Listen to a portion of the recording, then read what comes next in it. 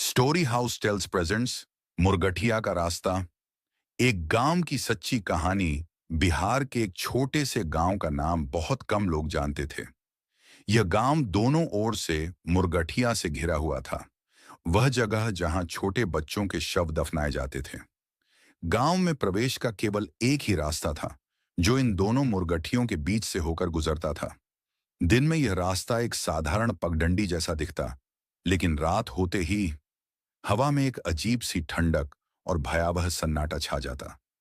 गांव के लोग कहते थे, रात में बच्चे हंसते हैं, रोते हैं और खेलते हैं, लेकिन वे बच्चे जिंदा नहीं होते।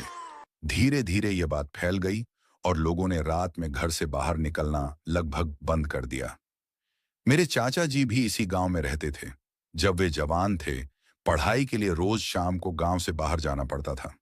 वे हमेशा अंधेरा होने से पहले लौट आते, लेकिन एक दिन मूसलाधार बारिश ने सब कुछ बदल दिया। उस रात जब बारिश थमी, चाचा जी ने मुरगठिया वाले रास्ते पर कदम रखा। शुरुआत में सब ठीक था, पर जैसे ही वे बीच तक पहुंचे, उनकी सांसें तेज हो गईं, मानो वहां कुछ था। एक हल्की सी हंसी, जैसे कोई छोटा बच्चा छिपकर शरारत कर रहा हो।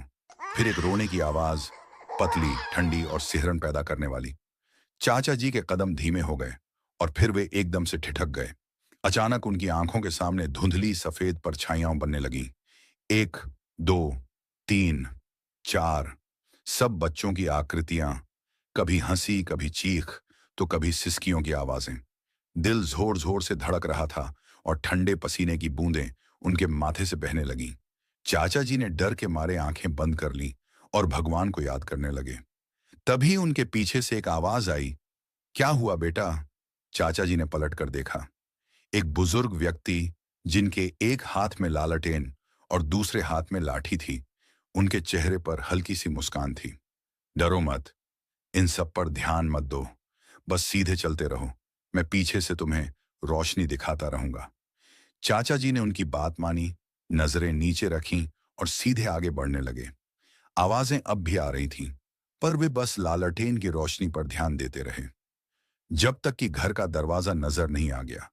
घर के सामने पहुंचकर उन्होंने पलटकर उस बुजुर्ग को धन्यवाद कहने के लिए देखा, लेकिन वहां कोई नहीं था।